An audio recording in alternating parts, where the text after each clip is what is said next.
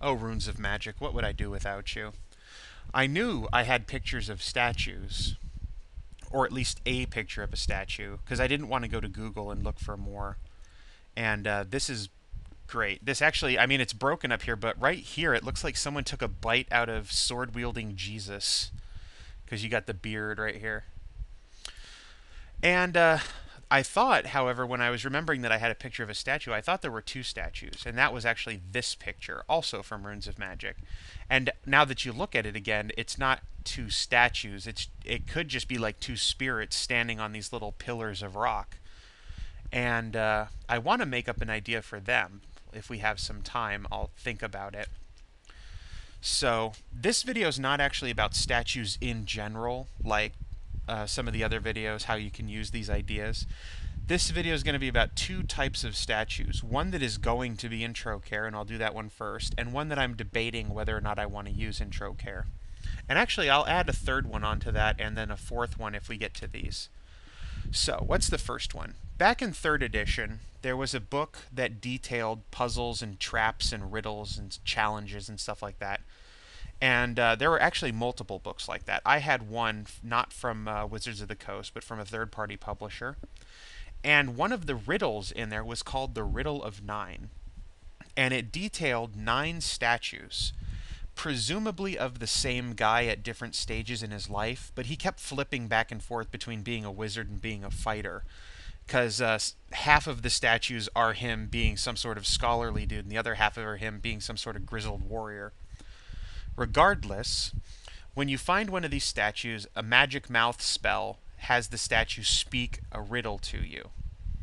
And that riddle has basically 3 parts. And now that I'm wishing that I had actually looked up one of these riddles so I could give an actual example. But there would be 3 parts to the riddle.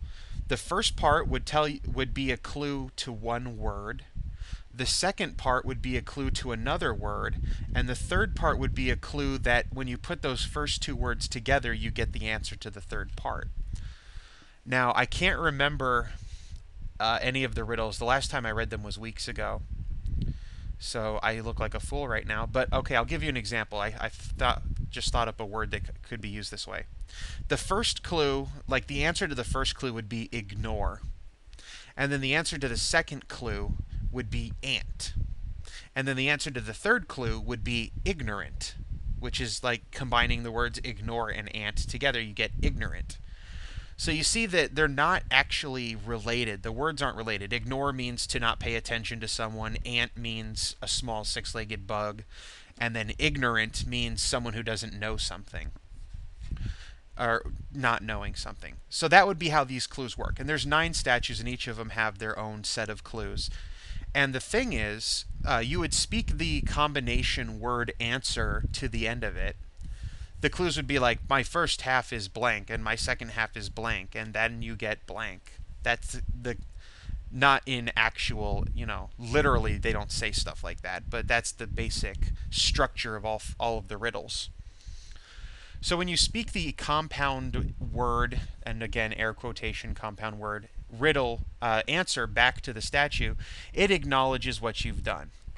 And when you figure out all of the words for all 9 of the statues, you then take like the first letter of those 9 clues, and then they spell a word that is the actual password to get through a magic portal.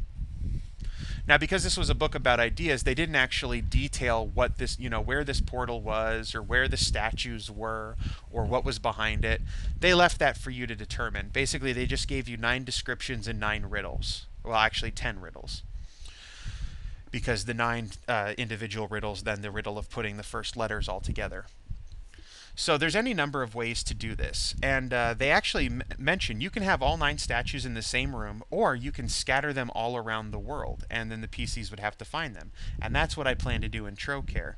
And I'm going to get rid of the descriptions of the statues. I want them to be meaningful. I want them to be like this overarching epic plot thing. We had mentioned before that TroCare in the past had been ruined by a demon invasion.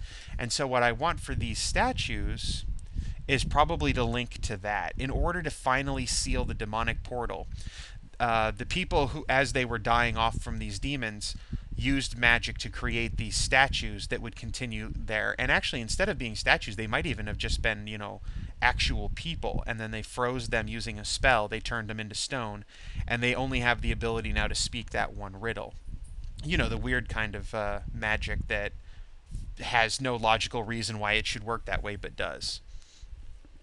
And I want it to be that when you figure out the answers to all 9 of the puzzle, all 9 of the riddles, and then find that final answer, that somehow allows you to work towards closing the portal. I don't know if that's the actual word you need to close the portal itself, or if that final word is a clue towards something else that helps you. And the reason why they did it this way has to be explained as well. Why would they go through all the trouble of setting up these riddles in order to get you, in order to close this incredibly important to close abyssal portal? And part of the reason why I think it needs to be that way is that the portal probably can only open every X amount of years. And the only way to seal it forever is actually to open the portal prematurely. And that's why this riddle has been spread across the land in this way. They wanted to make sure that not just anybody went and opened the portal, but that they actually found all these statues, figured out the riddle, showing that they're capable and intelligent. Then they have the ability to open up the abyssal portal, go into the abyss, and close it once and for all. That makes sense to me. So we can use that idea. So that's what I'm working on. You can just keep the exact same riddles. Some of them were hard. I think when I looked through them, I figured out 7 or 8 of them, and one of them I just could not get. Although it's one of those riddles where when you see the answer, you're like, oh, I'm so stupid. Going back to that other video when we were talking about riddles and how you have to make sure your players can solve them, that is always a concern. Moving forward, the second type of statue is I'm watching Bick Dip on a Bus's videos again, and the statues of soaring, the owl statues in Majora's Mask.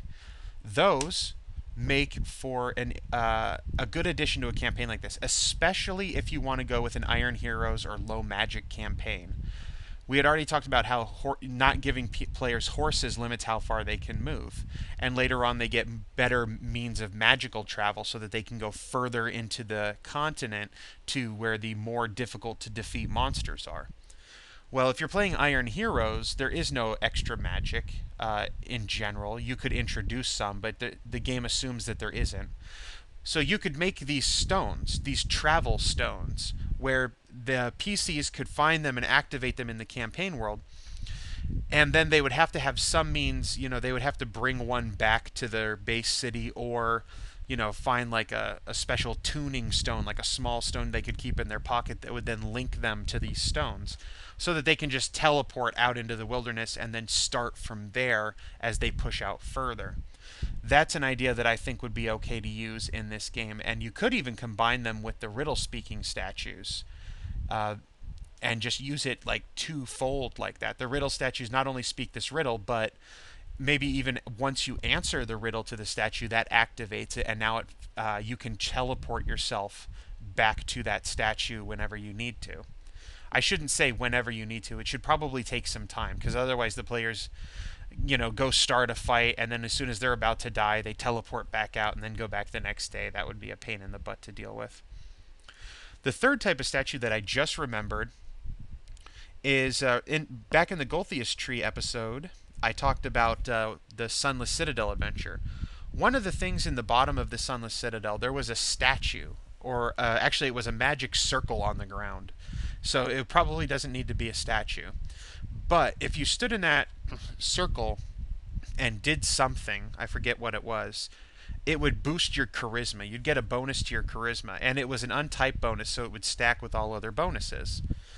And that was kind of cool, because even when you were epic level, if you decided to teleport back to the Sunless Citadel, you could use that little boost and get an extra +2 charisma on top of all your magic items and spells. That would be kind of cool. So I can see some of those. Those would definitely be different from the riddle stones, or another type of stone that also requires a riddle to activate, or some other method to activate. But then you just give players these little, fixed boost stations where they can go ahead and get special effects. And you would probably not want them to be basic. You'd want them to be unique. Somewhere there's these magic circles, or these standing stone rings, or this altar or something throughout the campaign, and you're going to want a number of them, and they don't all have to be related to each other. They could just be a couple unique ones that grant players bonuses they can't get any other way. And I know we can go to 15 minutes, but I actually don't like taking up more than about 10 or 11 minutes of people's time. So go ahead if you have any ideas for these guys. I'm assuming right now that they're statues, but they could also be some sort of angels or spirits or elementals or something like that. But I want to be able to hand my players this picture at some point in a campaign and say, boom, this is what you see. So I like this. Actually, this makes good sense as one of those enhancement shrines that gives you some sort of special bonus. I actually think if you arrive at this, you'd have to make a choice of between which of the two you want. You know, one of them offers one bonus and the other one offers a different bonus. And once you activate it, you know, that's the end of that. Something cool like that. This is getting a little bit too video gamey. But regardless, that is our video for today. So bye-bye.